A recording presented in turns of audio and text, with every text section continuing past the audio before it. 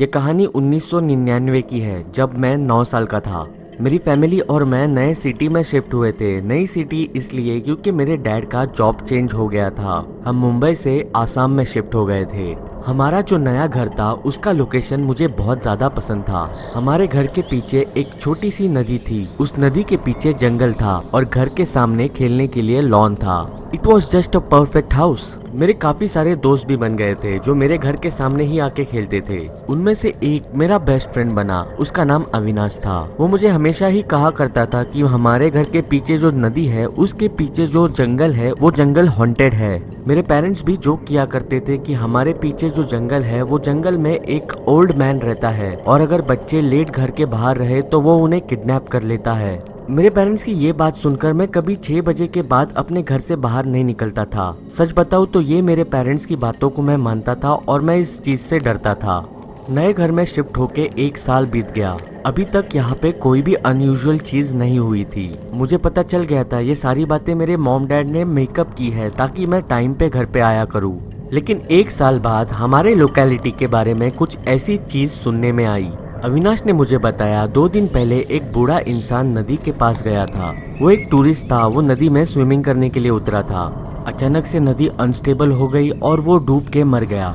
Rumour ये थी कि वो स्विमिंग करते हुए उस एबंडन जंगल के पास जा रहा था और तभी अचानक से बारिश आ गई और नदी अनस्टेबल हो गई और वो डूब के मर गया। शहर के 2 लोगों ने उसे डूबते हुए देखा।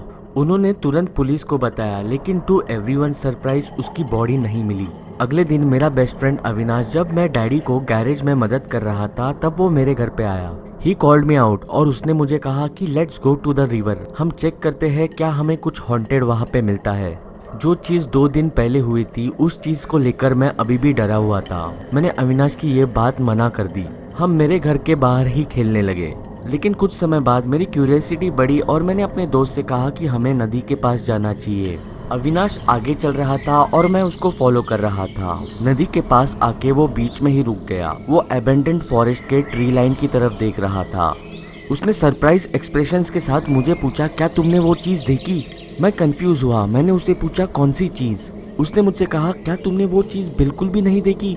I told him to stop playing around because it was not funny anymore. It was getting creepy. और ऑल ऑफ अ सडन हम दोनों ने भी पानी की स्प्लैश करने की आवाज सुनी।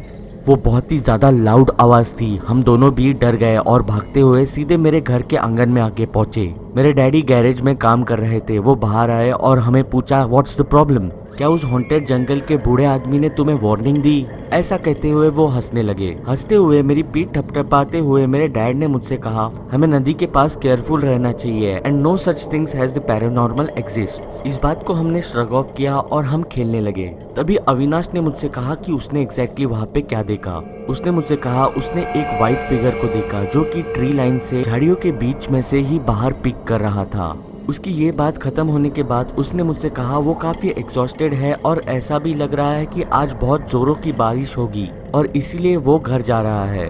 अविनाश वहाँ से निकल गया। मैं अपने डैड के गैराज में उनको हेल्प करने के लिए वापस आ गया। जैसे ही मेरा गैराज का काम हो गया, जोरों की बारिश शुरू हो गई। Thunderstorm and lightning was in full swing. मेरे डैड नहीं चाहते थे कि मैं ज्यादा देर तक जगा रहूं, इसलिए उन्होंने मुझे घर के अंदर जाने के लिए कहा, as it was already 10 PM। मैंने अपने डैड को गुड नाइट कहा और बारिश में भागते हुए मैंने अपने घर और गैरेज का डिस्टेंस कवर किया और घर के अंदर पहुंच गया। लेकिन जैसे मेरे डैड ने मुझे ऑर्डर्स दिए थे कि मैं घर जाके सो जाऊं, मैंने वो नहीं किया। मैं अपने फ़ोन पे पबजी खेलते बैठा अंटिल आई फेल स्लीप। अचानक बीच रात में ही मेरी नींद खुली। जब मैंने टाइम चेक किया, it was 3 AM in the morning. मुझे प्यास लगी थी। मैं पानी पीने के लिए किचन की तरफ चलने लगा। जैसे ही मैं चल रहा था मेरी नज़र मेरे रूम के विंडो के बाहर गई। मैंने देखा गैरेज की लाइट जल रही है। मुझे लगा शायद डैड अभी भी गैरेज के अंदर है। बारिश अभी रुक चुकी थी, so I decided to check garage. घर के बाहर काफ़ी ठंडी थी। मैं उस ठंड में कपकपाते हुए गैरेज के पास पहुंचा। मैंने देखा गैरेज का शटर खुला है। जब मैं गैरेज के अंदर गया मैंने देखा मेरे डैड गैरेज के बेड के ऊपर पड़े हैं। वो वहाँ पे ठंड में सो रहे थे। मुझे लगा शायद उनकी गलती से यहाँ पे आग लग गई हो, क्योंकि वो कभी भी गैरेज के बेड पे नहीं सोते। हमारा गैरेज काफी बड़ा था। वहाँ पे एक वेस्ट बेड भी था और मेरे डैड उसी बेड पे सो रहे थे। मैंने सोचा instead of waking him up let him sleep over here. हमारे गैरेज में एक ब्लैंकेट भी था, जस्ट इन केस कोई उस गैराज के अंदर सोए तो वो यूज में आए। मैंने वही ब्लैंकेट बेड के नीचे से निकाला और अपने डैड के ऊपर डाल दिया। मैंने गैरेज का शटर बंद किया ताकि उन्हें ठंड ना लगे। मैं फाइनली अपने घर के किचन में आ गया और मैंने पानी पिया।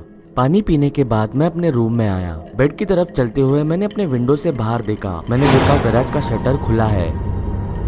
मैं ये देख के बहुत ही ज्यादा फ्रस्ट्रेट हुआ। मैंने अभी अभी तो गैराज का शटर बंद किया था। No way it can be open due to blowing wind. मैं वापस से गैराज के पास गया। जब मैंने गैराज के अंदर देखा, मैंने देखा मेरे डैड वहाँ पे नहीं है। कंफ्यूज होते हुए मैंने अपने डैड को कॉल आउट किया, बट मुझे गैराज के अंदर से कोई भी रिस्पॉन्स नहीं मिला। और तभी गैरेज की लाइट फ्लिकर होने लगी, ऑन ऑफ ऑन ऑफ। मैं डर गया। मैं वहाँ से अपने घर की तरफ भागने लगा। भागते हुए मेरे दिमाग में बस एक ही चीज आ रही थी जो मेरे दोस्त ने कही थी, हॉन्टेड फॉरेस्ट की व्हाइट फिगर की। मैं चिल्लाते हुए मेरे पेरेंट्स के रूम के अंदर पहुंचा। मैं शॉक हुआ मेरे डैड को वहाँ पे देख के। उन दोनों ने भी मुझे काम डाउन किया।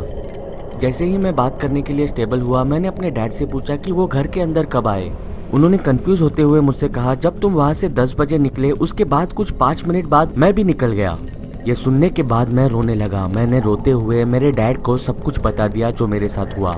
मेरे डैड को लगा कोई तो गैरेज के अंदर घुस गया है। उन्होंने बेसबॉल बैट उठाई और वो गैरेज की तरफ चलने लगे।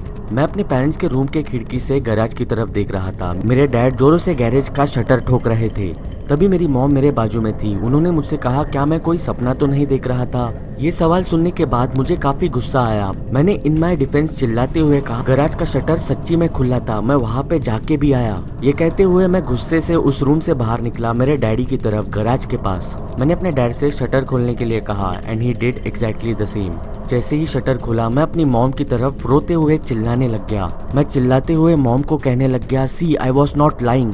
मेरी मॉम ने फियरफुल आवाज में मेरे डैड से पूछा, अंदर क्या है। मेरे डैड एक कंफ्यूज एक्सप्रेशन के साथ उस ब्लैंकेट को लेके बाहर निकले। उन्होंने मुझसे पूछा, ये ब्लैंकेट बेड के ऊपर कैसे आई, क्योंकि जब वो वहाँ से निकले थे तो ब्लैंकेट वहाँ पे नहीं थी। एंड देन मैंने फिर से एक्सप्लेन किया जो मेरे साथ हुआ। अब मेरे मॉम डैड भी डर चुके थे। उनको ये बात सिंक इन हुई थी कि ये जो कुछ भी हो रहा है ये काफी खतरनाक है। मेरे मॉम ने मेरे डैड से पूछा, हाउ इज इट पॉसिबल कि जो ब्लैंकेट उस बेड के नीचे बहुत सालों से पड़ी है वो ब्लैंकेट बेड पे आ जाए। इस सब का मतलब ये है कि विशाल सच बोल रहा है। वो सच्ची में गैरेज के अंदर आया था। उसने सच्ची में गैरेज में किसी को देखा और उसके ऊपर ब्लैंकेट रख दी। लेकिन ये कैसे पॉसिबल है, क्योंकि गैरेज का शटर तो आपने बंद किया था। ऐसा तो नहीं, क्या ये जगह सच्ची में हॉन्टेड है। मेरे डैड ने रिप्लाई किया, I don't know, I just don't know. हम 2 दिन बाद वो घर छोड़ के कहीं और शिफ्ट हुए। और यही थी मेरी जिंदगी की सबसे डरावनी कहानी, जो मुझे आज भी याद आती है तो मेरे रोंगटे खड़े हो जाते हैं।